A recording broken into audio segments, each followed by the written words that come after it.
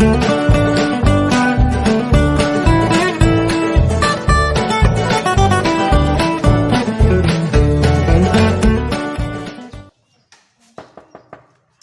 Bu Epa. Waalaikumsalam Bu Novi.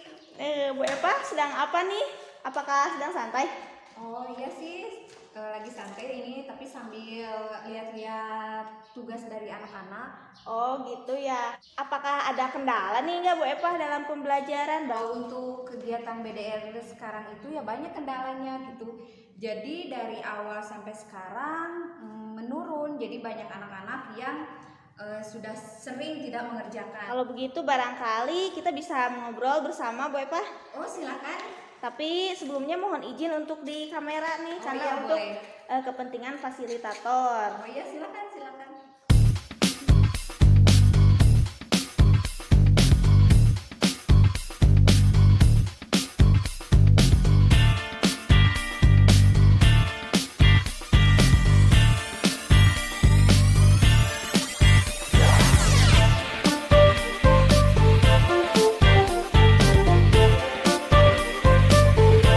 Terima kasih ya Bu Epa sudah mau meluangkan waktu untuk berdiskusi dengan saya.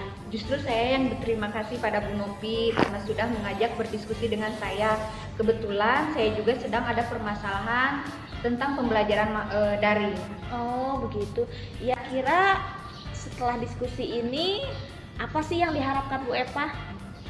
Ya, yang saya harapkan bisa meningkatkan semangat belajar siswa. Semua siswa bisa mengikuti kegiatan pembelajaran walaupun meskipun belajarnya di rumah gitu secara daring. Iya. Begitu ya Bu. Memangnya permasalahannya apa yang terjadi di kelas Ibu?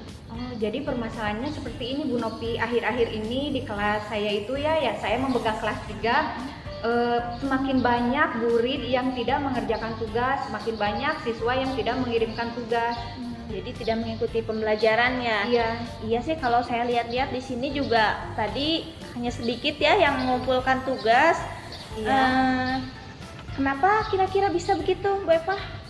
Banyak keluhan dari segi anak-anaknya malas gitu ya, karena mereka itu keinginannya itu belajarnya itu di kelas, mungkin sudah rindu untuk belajar di sekolah. Pasti ya. Terus selanjutnya kendala tidak semua orang tua itu kan memiliki HP. Ada yang HP-nya dibawa oleh orang tuanya kerja, ataupun ada HP di rumah tapi kuotanya tidak ada, seperti itu. Betul, itu kendala yang umum ya. Ada kalau masalah kuota, apalagi sinyal juga mungkin. Iya, sinyal karena di sini termasuk pinggir gitu, di pinggir ya, di kampung ya. Di kampung. Iya betul, itu permasalahan yang umum ya untuk kuota dan sinyal. Tapi kira-kira nih menurut Bu Epa, tadi kan kata Bu Epa pembelajarannya atau siswanya merasa malas ya. Iya. Nah, jenuh mungkin termasuk jenuh. Oh, jenuh ya. Mungkin karena jenuh karena pembelajarannya daring. Nah, apa nih yang selama ini Bu Epa lakukan? Pembelajarannya bagaimana? Ya, karena sekarang kegiatan belajarnya di rumah melalui daring, jadi saya memberikan tugas kepada anak-anak itu melalui WA, via WA. Via WA ya. Iya. Jadi untuk mengumpulkan tugas dan memberikan materi via WA ya. Iya. Lalu bagaimana hasilnya? Ya, kalau pertamanya itu ya, pertama kegiatan pembelajaran di rumah itu awalnya semuanya mengikuti. Nah, kesininya semakin menurun. Gitu. Jadi hanya sedikit ya yang mengikuti pembelajaran. Iya. Mungkin anak-anak merasa jenuh ya, Iya, Bapak ya. Iya, anak-anaknya merasa jenuh, terus orang tuanya sudah lelah gitu. Nah, selain itu apa lagi nih? Nah, karena gini ya Bu Novi, kalau belajar di rumah itu beda dengan di sekolah. Kalau di rumah itu kan orang tua itu kadang ada yang sabar dan ada yang tidak. Kalau di sekolah itu anak-anak itu bisa bertemu dengan teman-teman, yang memberikan tugasnya juga kan itu langsung dari gurunya. Selain itu kan anak-anak itu kalau disuruh oleh orang tua itu susah gitu. Jadi orang tua kewalahan, anak-anak merasa jenuh, dan banyak anak-anak yang kalau belajar di rumah itu malas, beda dengan di sekolah. Jadi susah diatur ya kalau di rumah ya. Ya, kalau di rumah itu susah diatur, benar-benar susah diatur gitu.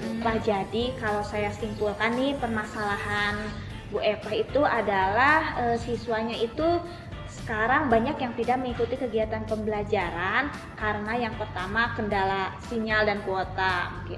Kemudian yang kedua karena orang tuanya ya, ada yang mungkin bekerja, dan juga yang ketiga itu adalah siswanya sudah jenuh karena pembelajarannya secara daring atau jarak jauh. Iya betul sekali Bu Nopi. Nah kira-kira bagaimana ya solusinya? Nah sekarang kan Bu Eva sudah tahu permasalahannya. Lalu upaya apa yang sudah Bu Eva lakukan nih? Oh iya, kalau upaya saya itu yang sudah saya lakukan yaitu saya sering mengingatkan di WA kepada anak-anak supaya tetap mengerjakan tugas meskipun belajarnya di rumah gitu. Tapi ya tetap saja tidak semuanya mengerjakan. Oh jadi hasilnya masih tetap Iya, ya masih walaupun tetap. sudah diingatkan. Iya. Mungkin anak-anak perlu diberi motivasi Bu Eva. Oh Apakah iya. sudah dilakukan sama Bu Eva untuk memotivasi siswa? Mungkin Bu Eva ingin melakukan sesuatu agar anak-anak itu termotivasi untuk belajar kembali seperti itu. Oh iya. Kenapa ya saya tidak mencoba motivasi baru gitu, hal-hal yang baru supaya meningkatkan motivasi anak untuk lebih semangat lagi belajar di rumah. Mungkin kan Bu Eva selama ini hanya dengan WA ya, Iya. dengan WA materi-materi juga di-share di WA seperti itu. Mungkin kira-kira apa nih yang bisa Bu Eva lakukan? Mungkin dalam memberikan materi, saya itu perlu menambahkan konten ya. Saya itu mungkin harus mencoba untuk men-share materi berupa video gitu. Nah, Karena kalau hanya voice note itu kan anak itu tidak bisa melihat kita ya. Tapi kalau dengan video setidaknya anak itu bisa melihat, memahami apa yang saya berikan atau terangkan di dalam video itu. Nah itu adalah upaya yang bagus Bu ya, langkah yang bagus. Mungkin karena selama ini hanya dengan WA, tulisan dan voice note saja, mungkin bisa ditambahkan dengan video. Iya. Tapi selain itu nih, mungkin ada yang lebih penting tidak selain dengan menambahkan konten video, ada yang lebih penting tidak untuk kemajuan atau memotivasi belajar siswa? Oh iya, untuk menambah motivasi anak ya belajar di rumah pasti harus ada dorongan dari orang tua ya. Betul. Jadi saya itu sudah melakukan yang untuk bukan melakukan ya, baru merencanakan untuk melakukan komunikasi dengan orang tua. Jadi orang tua itu supaya bisa mengingatkan anaknya bahwa meskipun belajarnya di rumah tapi tetap harus belajar gitu. Jadi apa nih yang akan Bu Eva lakukan ke depannya? Saya akan mencoba gitu ya untuk membuat jadwal pembelajaran tatap muka ya, tapi secara berkelompok kecil. Jadi kelompoknya kecil, tidak banyak orang gitu. Iya. Jadi saya akan melakukan home visit nantinya, datang ke rumah-rumah siswa untuk meninjau kegiatan pembelajaran di rumah. Dan juga mungkin berkomunikasi ya bersama. Ya tentunya berkomunikasi dengan orang tua selain meninjau kegiatan anak belajar di rumah.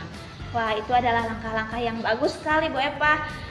Tapi jangan lupa ya protokol kesehatannya, soalnya kan kita berkumpul ya itu. Oh tentunya Bu Nopi, karena protokol kesehatan itu di masa pandemi memang sangat penting. Oh iya Bu Nopi, terima kasih ya sudah bisa berdiskusi dengan saya. Saya banyak mendapatkan masukan dari Bu Nopi. Sama-sama Bu Eva. Jadi kapan nih kira-kira Bu Eva akan melaksanakan jadwal tersebut? Insya Allah Bu Nopi, saya akan melaksanakan jadwal tersebut itu besok ya. Dimulai dari berkoordinasi dengan orang tua siswa dan menyusun jadwal home visit untuk melaksanakan pembelajaran Luli. Seperti itu ya. Nah setelah diskusi ini, komitmen apa sih yang Bu Eva akan lakukan ke depannya? Komitmen yang saya akan lakukan ke depannya diantaranya saya akan berusaha melaksanakan pembelajaran yang menarik ya. Saya akan menyiapkan berbagai media pembelajaran. Selain itu akan memperbanyak video-video untuk di-share ke anak-anak. Pokoknya bagaimana caranya supaya anak-anak itu tidak jenuh untuk belajar di rumah. Dari kiriman yang saya WA, pokoknya yang menarik dari segi gambar, suara, supaya anak itu termotivasi mau untuk belajar di rumah. Nah, selain itu Bu Nopi, saya akan melaksanakan pembelajaran tatap muka dalam skala kecil ya. Pembelajaran tatap mukanya itu hanya dilakukan beberapa orang saja ya, supaya kita bisa mematuhi protokol kesehatan, memakai masker. Selain itu saya juga akan melaksanakan home visit gitu. Dan tentunya berkomunikasi ya, bersama orang tua. Ya, tentunya berkomunikasi dengan orang tua. Keren sekali Bu Eva, semoga dapat melakukannya dengan baik ya. Ya, terima kasih Bu Nopi. Sama-sama tuh, mangga di kantor selanya. Ya.